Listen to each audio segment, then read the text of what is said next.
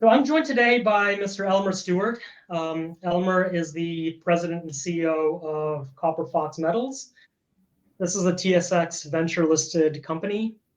The company boasts 5 unique properties located exclusively in either Arizona or in BC.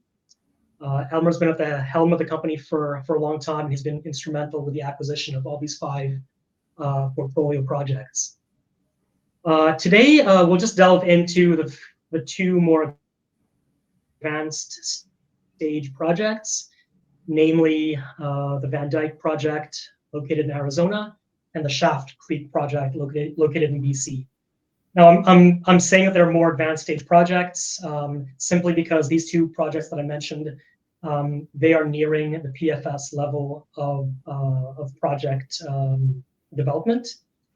And there's been some news just earlier this week, and we'll delve into that as well. So just before I hand the floor off to Elmer, I just want to remind everyone that's watching or anyone that's listening that over the course of this discussion, there may be points in time in which some forward-looking statements will be made. Just please conduct your own due diligence, formulate your own opinions, and come to your own conclusions. Okay, so with that said, Elmer, again, thanks for making it. I guess if we could start by if you could just give us an overview of the company itself. Well, Copper Fox is a North American-focused copper company. As you mentioned in the intro, we have projects in Arizona and we have projects in British Columbia, 2 Tier 1 proven mining jurisdictions, and we have 2 advanced stage projects, both of which are nearing the preliminary feasibility stage. One is their Van Dyke project in Arizona, which is an in-situ copper recovery style project, which is relatively new in the copper space. And then we have the Schaft Creek joint venture up in northern British Columbia with Teck Resources, and they are a 75% owner and operator, and Copper Fox is a 25% interest carried through to production. In addition to that, we have an advanced stage, exploration stage project in northern British Columbia. It's Eagle Head. It is a copper, gold, moly, silver system. We printed a current National Instrument 43-101 resource on that in August of 2023. We like it. We like the size of the target. We like the anomaly. We think it's got potential to grow substantially. And down in Arizona, we have 2 exploration stage projects. One is Mineral Mountain, which is we're hopefully at the final stages of permitting it for drilling it for the first time the project has ever been drilled as far as we can tell. And we're working hard to take the Sombrero Butte project, which is in the Copper Creek mining district, to the drill ready stage and then file a plan of operation. Okay, that's quite a bit bundled into a still relatively small, maybe 150 million market cap company. But I guess I want to delve into. I want to start by asking you about Van Dyke, the ISR project in Arizona. I know there's been some. You just press released some news earlier this week. Just give us an overview of how you think the project's going to look like, the time frame, and walk us through exactly what the news item from earlier this week, what that entails. Earlier this week, we put out a news release saying we have assembled a project team. And the purpose of doing that was to put together what they call an execution plan. And that plan is to set out the number of studies, the scale of the studies, the timeline, estimated cost to complete the studies so that we could get to a point in time where we could write a preliminary feasibility stage level report. The reason I want to do it that way is because I want to have a pretty good idea what we're walking into before we do it. And the rationale for doing this is the 2020 PEA clearly indicated that the project had robust economics and potential to substantially increase mine life through exploration. I think Van Dyke was one of the projects that really attracted me to the company, simply because it's a spotlight hitting Arizona right now. Whether you look at the developments coming from Taseko at Florence, which is another advanced stage ISR copper project, which which should be hitting production by the end of the year. But also, if you look at other projects in the area in that state, whether it's Cactus from Arizona Sonoran, Gunnison, or even just recently Santa Cruz of PFS. Yes, these are heap leach projects, but regardless, there's a lot of positive things happening in Arizona. How do you see the developments at Van Dyke shaping up? Let's say in the next 2 years. Well, first and foremost, we get the execution plan completed, and then the board then has a clear understanding of what they would be asked to consider. Personally, I think because the Van Dyke has been classified as a near-term mid-sized copper mine capable of producing approximately in the order of 40,000 tons of copper a year, it is, like I said earlier, it's an in-situ copper recovery project. These are generally much more friendlier from a greenhouse gas emission, water consumption, energy consumption type projects. And so I suspect that over hopefully the next 2 years, the company has to make a decision whether it's going to do it. But if it does make the decision to win it, hopefully within a couple of years, we'll finish the preliminary feasibility study off, and that will be able to allow us to change the base parameters we used in 2020 to take them into 2025, because as we all pretty well aware, the metal prices used in 2020 was $3.15 a pound, and the current long-term metal prices used for copper is $4.25. And I believe I'm not wrong. I think 25-cent increase in price of a pound of copper actually added about $90 million to the discounted after-tax valuation. So clearly, we'd like to update the valuation of the project. And just in terms of the mechanics of ISR mining, I mean, there are a lot of projects in North America, especially on the uranium side, which utilizes ISR for extraction.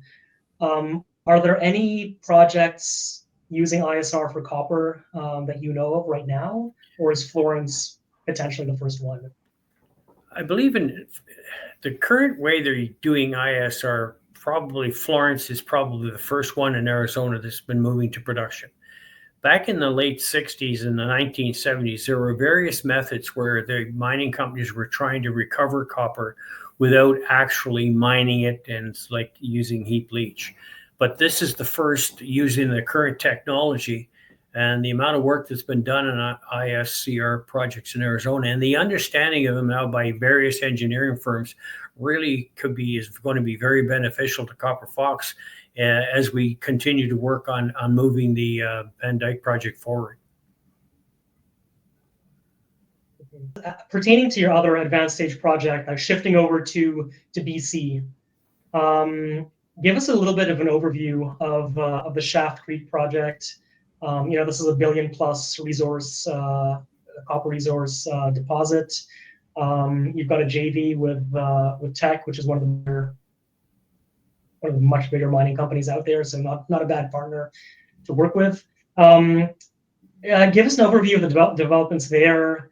Like Van Dyke, I mean, I think Schaft Creek is nearing the PFS stage as well. So just give us a bit of an overview on that project as well, please.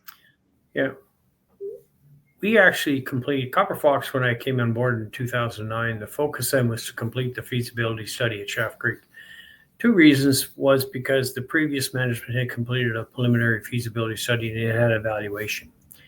But the big driver for me was to do a pre-feasibility study, which would then cause Teck to make a decision as to whether they were going to exercise their back-in right. Because when they originally optioned the property, they retained a back-in right, which could be up to 75%. And so the question was, is Teck going to own 75%, or are they going to have no interest in the property at all? Kind of hard to make plans when you're not sure how the interest is going to lay out. So what we did that, and within a few minutes of them Teck receiving the study, they told us they're coming in for 75%. We negotiated the joint venture.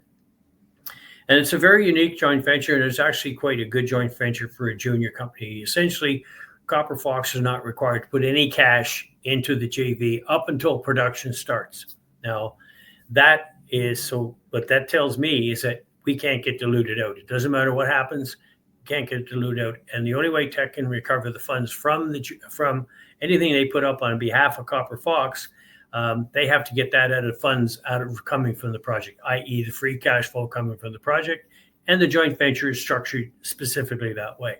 Now, Schaft Creek sits on one of the largest undeveloped porphyry copper systems in North America. It's a four-metal system. It's copper, molybdenum, gold, and silver, and all of which are recoverable and sold in concentrates, a copper concentrate and a molybdenum concentrate. And they're both very clean copper concentrates, very much what the current smelters would be looking for in today's market.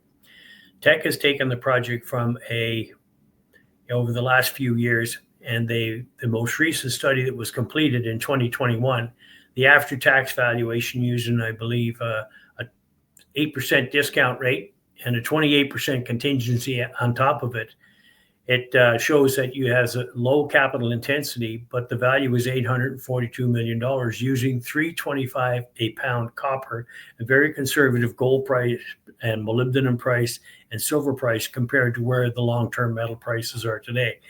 Teck has been moving the project slowly along, and in the last few years, they've been focusing on very project-specific critical parameters that would help them move that project into the preliminary feasibility stage, being geometallurgical, geotechnical, the environmental aspects of it, the archaeological aspects, and most importantly, working with the First Nations in and around the Schaft Creek area to gain social support for the project.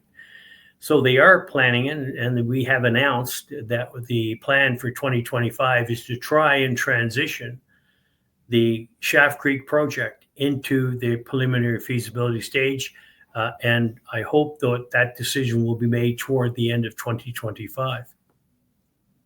So just to emphasize, I believe since you partnered up with Teck or formulated that 75-25 JV,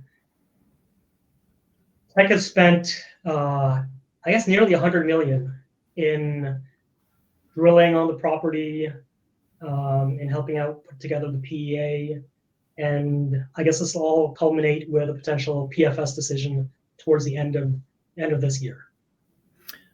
That's correct. About right? Yes, Teck have incurred to the end of 2024 approximately $98 million of expenditures, of which 74 was spent on exploration expenditures on the ground and doing studies and various surveys and things like that. And then including that, they gave us a $20 million cash payment at the time they signed the joint venture. So collectively, they're about $24 million cash payment. So they're about $98 million spent to date. We got a $15.8 million budget targeted for 2025. Again, targeting two critical areas: the waste dump, the waste storage facility, the tailings storage facility, and hopefully with the data that comes out of that, they'll be comfortable enough to make a decision to transfer the project into the preliminary feasibility stage. Elmer, we have a little bit more time. Out of the three projects left, which is third in the queue in terms of near-term development, in terms of news flow? Is it Sombrero Butte, Mineral Mountain, Eagle Head? Well, obviously it would be Eagle Head because we already have a resource there of approximately 340 million tons. The project has got a really good NSR based on the resource estimate, and clearly there are 4 zones of mineralization. They're all open-ended, along strike, across strike, and at depth. We believe we are sitting at the very upper edges of the porphyry system. And so from a technical standpoint, to be able to move that to the preliminary feasibility stage, I believe that could be done with some more drilling. Not a lot. Very strategically located drill holes will help you get there quicker. And metallurgical test work to understand the variability across the thing, because it's quite important to understand that. That's the one that could go fastest. But the exciting one is probably going to be the Mineral Mountain, because we've been in the permitting process now for about 15 months, believe it or not, to get a permit to drill 4 holes, and we were exceptionally careful where we spotted the holes. But that could lead to a discovery of a fairly significant laramide age porphyry copper deposit. I'm not saying it will, but it could, be just based on the size of the Right. copper footprint on surface and the geophysics. And then following up, we're still working on Sombrero Butte. It has a very large chargeability signature with it. We have a much better understanding. And the work we did in 2024 and early 2025 has substantially upgraded our appreciation for the porphyry potential of the Sombrero Butte property. So, yeah, 3 very exciting projects, all of which could provide some very significant news to the company. Okay, very good. And I guess just lastly, I'm trying to get a bit of a timeline or a time frame for potential near-term catalysts. So you already mentioned Schaft Creek, a potential Schaft Creek PFS decision towards the end of this year. What does the timeline at Van Dyke look like? What about that PFS decision? I think that decision, first, we got to get the execution plan completed, and that's in the works now. There is a timeline for delivery, and my experience with engineering firms in the last couple of years about providing timelines, it's not worked out too well. They're usually a little bit later, so I am anticipating it fairly quickly.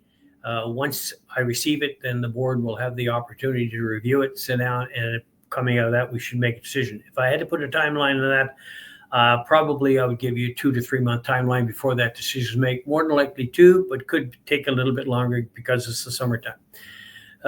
So that would be probably the biggest catalyst coming out of the Van Dyke project. Right. And then the other thing is clearly the next catalyst would be once we get the permit for drilling from the government. We're in the bond acclimation stage right now, which should lead to the final permit with any conditions, if any, attached. And once we get that, then the plan would be to go to drilling immediately. And then clearly Sombrero Butte will come along a little later on, but there will be some news coming out of that. So potentially we have news coming out from all 5 projects over the next, I guess, 6 months. Okay, listen, Elmer, I think this was fantastic. I mean, there's obviously a lot to talk about given the 5 individual properties, but this is a good rundown. Clearly, a lot of catalysts in the next few months. So we'll leave it at that for now, and we'll definitely have you on again when we have any additional news. So thanks very much for your time. I look forward to coming back again, and thank you, Michael.